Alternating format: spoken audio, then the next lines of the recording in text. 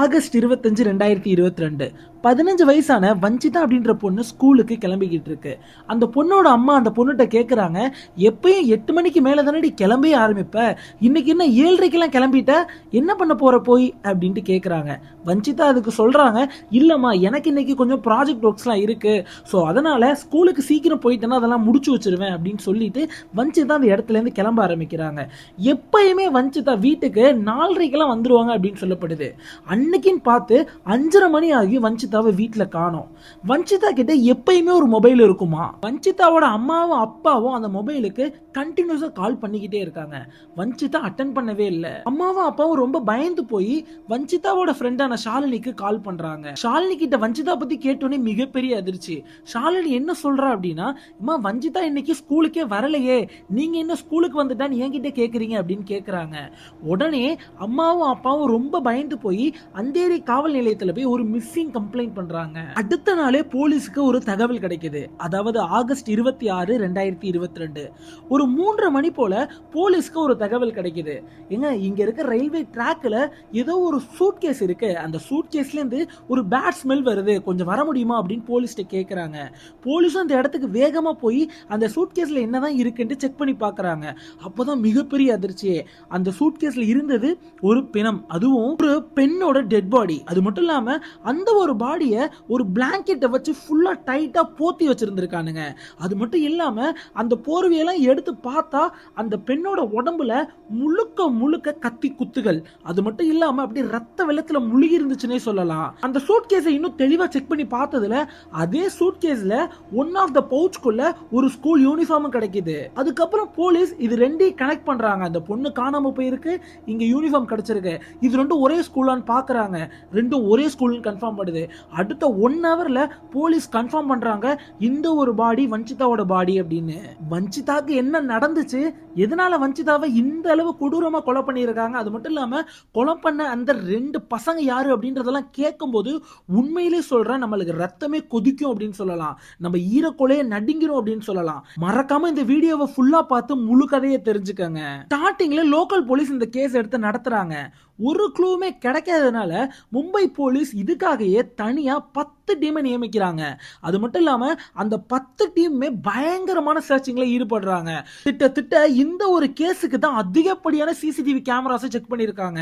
2000க்கும் மேற்பட்ட CCTV camera check பண்றாங்க. இந்த மாதிரி செக் பண்ணிக்கிட்டு இருக்கப்பதான் பல க்ளூஸ் கிடைச்சிருக்கு போலீஸ்க்கு.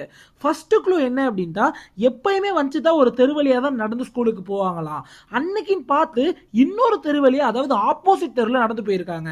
இதை வச்சு வஞ்சிதாவை ஃபுல்லா ட்ராக் பண்ணிருக்காங்க. ட்ராக் பண்ணதுல என்ன தெரிய வருது அப்படின்னா, அன்னைக்கு வஞ்சிதா 2 பசங்களை மீட் பண்ணியிருக்காங்க. போலீஸ் அந்த 2 பசங்களோட போட்டோஸ் வச்சு அவங்க யாரு அப்படின்றத ஐடென்டிஃபை பண்றாங்க. ஐடென்டிஃபை பண்ணிட்டு அவங்களோட அட்ரஸும் கண்டுபிடிச்சிட்டு அவங்களோட போனுக்கு கால் பண்ணி பார்க்கறாங்க. 2 பேரோட போனுமே சுவிட்ச் ஆஃப் ஆகியிருக்கு. அது மட்டும் இல்லாம லொகேஷன்லாம் ட்ராக் பண்ணி இவனுங்களை பார்க்கலான்னு போறப்ப இவனுங்க அந்த இடத்துலவே இல்லையா. அது மட்டும் இல்லாம சரி நம்ம இந்த வஞ்சிதாவோட ரூட்டை கண்டுபிடிச்ச மாதிரி இவனுங்களோட ரூட்டை வந்து சிசிடிவி வச்சு செக் பண்ணலாம் அப்படின்னு செக் பண்றப்பதான் இவனுங்க அங்கிட்டு இங்கிட்டு மூவ் பண்ணிக்கிட்டே இருந்தது தெரிய வருது.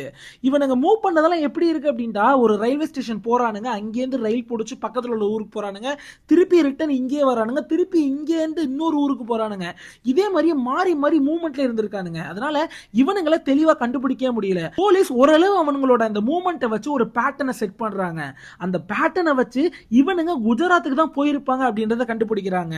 சரின்ட்டு குஜராத் போயிட்டு குஜராத் போலீஸோட உதவியால திருப்பியும் 2000க்கும் மேற்பட்ட சிசிடிவி செக் பண்ணி பார்க்கறானுங்க, இவனுங்க எங்க மூவ் பண்ணிருக்காங்கன்றது தெரியறதுக்காக. இந்த இடத்துல தான் போலீஸ்க்கு ஒரு மிகப்பெரிய க்ளூ கிடைக்குது. குஜராத்ல உள்ள சிசிடிவில செக் பண்றப்ப அந்த 2 பேர்ல ஒருத்தன் வஞ்சிதாவோட பேக மாட்டிட்டு சுத்தி இருந்திருக்கான். எவ்வளவோ கஷ்டப்பட்டாலும் குஜராத்ல இவனுங்களை பிடிக்க முடியல. ஏன்னா குஜராத்ல இருந்து பலன்பூர் அப்படின்ற இடத்துக்கு இவனுங்க ஷிஃப்ட் ஆயிட்டானுங்க.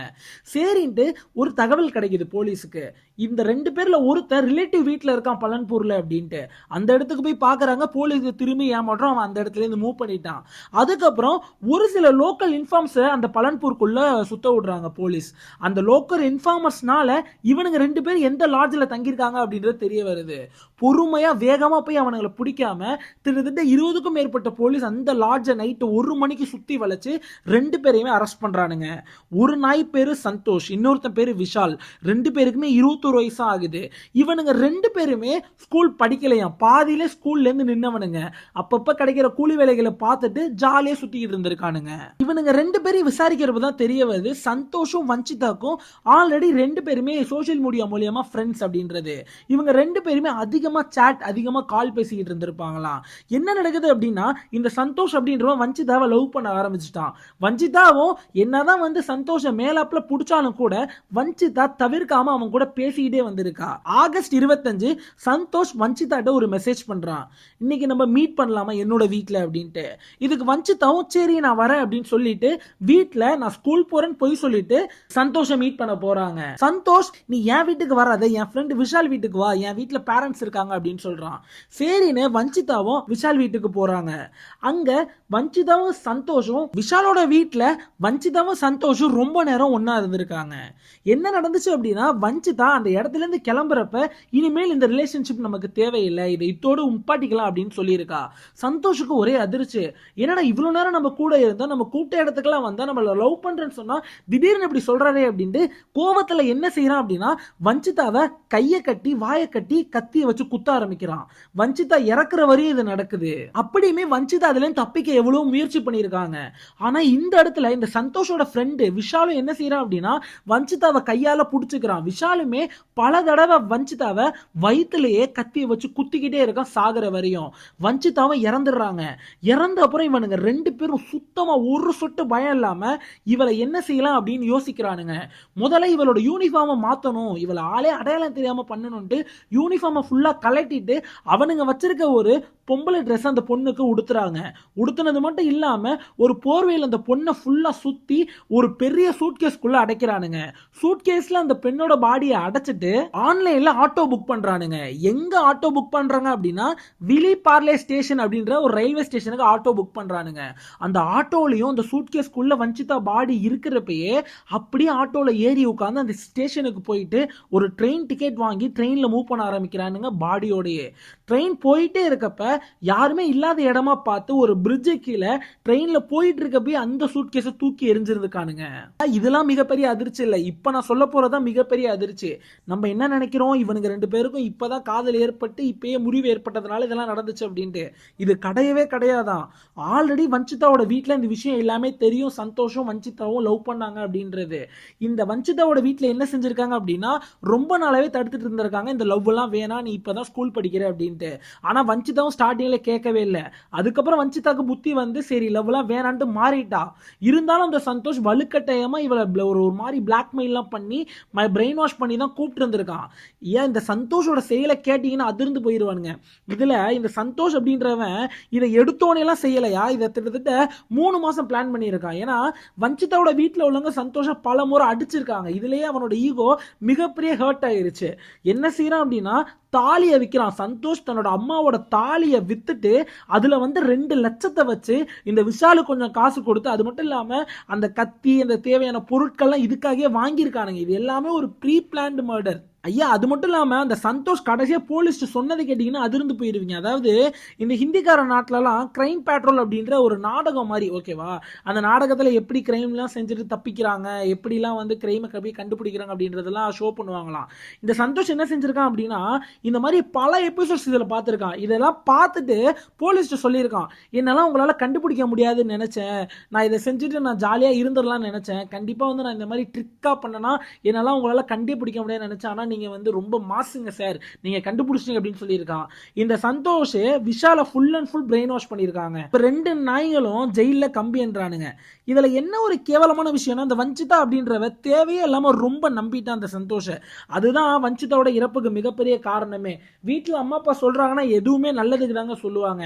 அதெல்லாம் கேட்டு இருந்திருந்தா இந்த வஞ்சிதா உயிரோட இருந்திருப்பாங்க. அது மட்டும் இல்லாம இந்த மாதிரி மிருகங்கள் சந்தோஷா இருக்கட்டும் விஷாலா இருக்கட்டும், இவனுங்கெல்லாம் வாழையே தகுதியற்றவனுங்க. இவனுங்கெல்லாம் வாய்தா மேல வாய்தா போட்டு சும்மா வந்து உள்ள போயிரு இம்ப்ரெசன்மெண்ட், அதாவது இந்த ஜெயில் தண்டனை, நீ வந்து சாகுற வரை ஜெயிலரு, இதெல்லாம் கொடுக்கவே கொடுக்காது. டைரக்டா என்ன பண்ணணும் நான் சொல்ல மாட்டேன், கமெண்ட்ல பண்ணிட்டு போயிருங்க. அது மட்டும் இல்லாம இது நம்மளோட சேனல், சிறிய சேனல், ஒரு 1000 சப்ஸ்கிரைபர் தான் இருக்காங்க. உண்மையிலே சொல்றேன், நாங்க பேசுற விதமோ இல்ல என்னோட அந்த கதை சொல்லும் சுவாரஸ்யமோ உங்களுக்கு பிடிச்சிருந்தா மறக்காம மனசால ஒரு லைக் பண்ணிட்டு கமெண்ட்ல நல்லா இருக்குடா டானே கூப்பிடுங்க, நான்லாம் உங்களுக்கு தம்பி தான். ஸோ அதனால என்ன இதெல்லாம் தப்பா நான் பேசியிருந்தா நான் மன்னிச்சிருப்பேங்க. Until then bye bye, tata guys. என்னோட பேர் நான் வந்து நம்ம 5K அடிக்கிறப்ப தான் சொல்லுவேன். Tata bye bye, see you guys.